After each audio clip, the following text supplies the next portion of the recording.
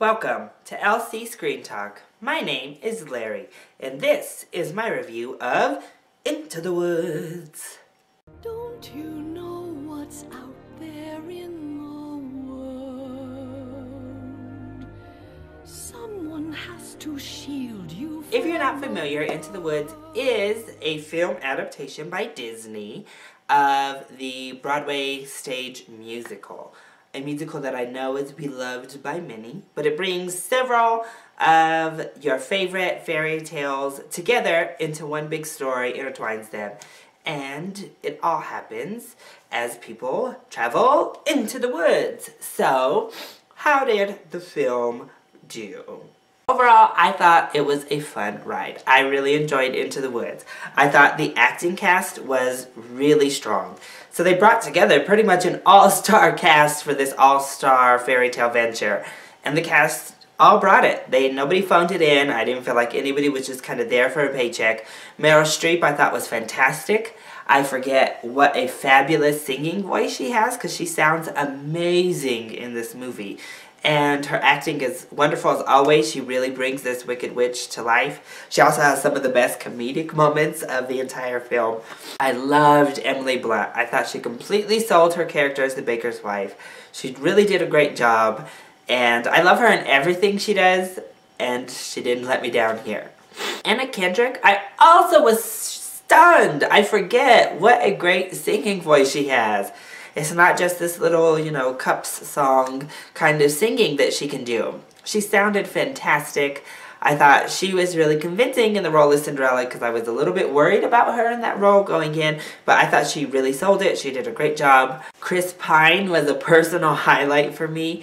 He had probably my favorite musical number. Not that he can sing all that well, I will say that, but he's not meant to. So he has this really funny gag as Prince Charming, and I thought, again, he sold his role. He was really genuine. He was hilarious, and I'm really enjoying seeing Chris Pine really venture out into all of these little side avenues in his career. So he's really taking on these new kind of comedic roles or new action roles, and he's not letting himself be boxed into just, pretty boy action star anymore. Although he always will be a pretty boy, so I'm not sure how much he'll be able to ever veer out of that typecasting. As you know, I thought most of the kids did well. I think the kid who was playing Jack from Jack and the Beanstalk storyline was really strong. I thought his mother was pretty funny. She hammed it up a little bit for me, but I thought she was really funny. I thought the guy who played the baker was really good as well. He was super relatable. Just overall, they were all really strong acting, and the singing was really good. There was no real lame duck here. I thought every time people sang, it was serviceable. It met what their song was supposed to do. It moved the story along. And I thought, of course, the songs were really catchy. I was like, Into the Woods. All out after the movie, I was just saying it. I was also saying a certain Meryl Streep line because I thought it was the funniest part of the whole movie. But I'll let you experience that once you go into the film. Visually, it's also stunning. They did a really amazing job, as Disney always does, especially with their live fairy tales. And you are just instantly sucked into this world. The magic looks great, the beanstalks look great. Some of the work with the giants could have definitely been done better. But overall, the animation and the CGI and the entire visual work was really well done. However, I did have several problems with Into the Woods. My biggest problem is it just went on too long. There was a certain point in the film, near the end, where it really should have ended. And you felt like it was about to end. Like, this is it. We're done. And then they bring in this storyline that they did open earlier in the film. But I don't really think anybody would have cared if we left that unresolved. Because it didn't leave it in the middle of the storyline. It just kind of left it there and that was it. There was also a really easy fix on how to wipe that storyline out, and it would have taken like 2 seconds to edit out. But adding in this extra fourth act of the film was just completely unnecessary. I feel like you kind of were getting really bored throughout this whole final act of the movie.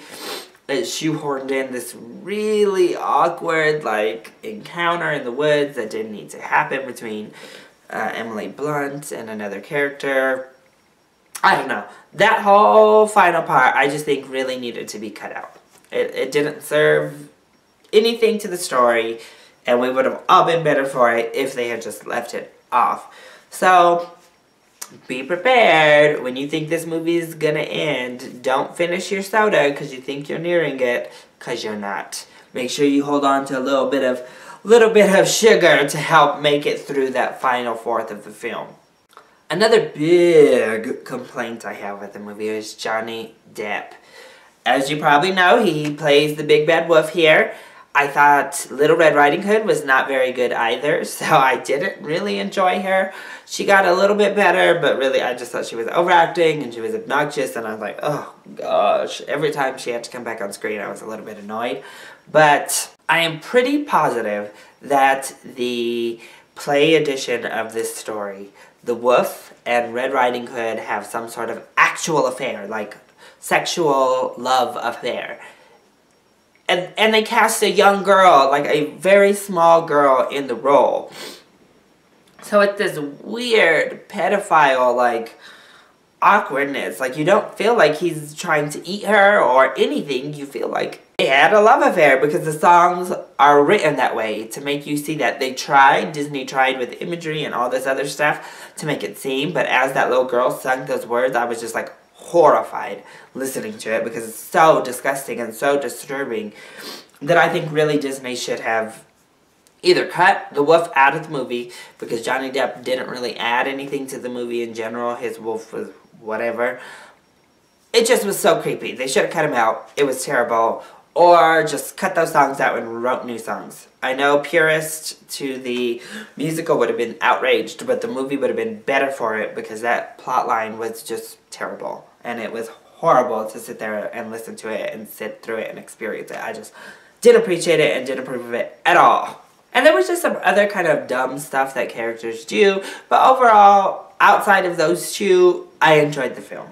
Unfortunately, those two things did take a big notch off of how much I loved it, especially that ending portion. I think it just, it killed the momentum of the film. So you left on kind of a blah note because you were sitting through that boring, trudging, blodging mess that was the fourth act, and you came out feeling kind of blah, and you forget all of the good that the movie had done in the first 3/4 of it. So overall, I would say go and see Into the Woods. I think it's a great Christmas Day option for families. I think your whole family will enjoy it. They'll come out singing. They'll come out happy.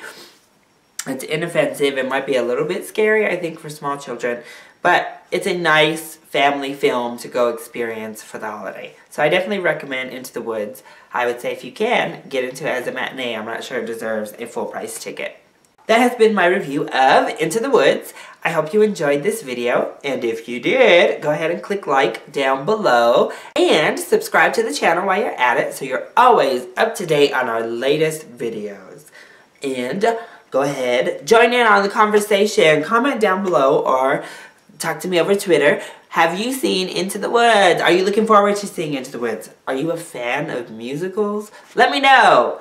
I love you all so much for your support. Mwah. Thank you for watching, and I'll see you next time. Bye!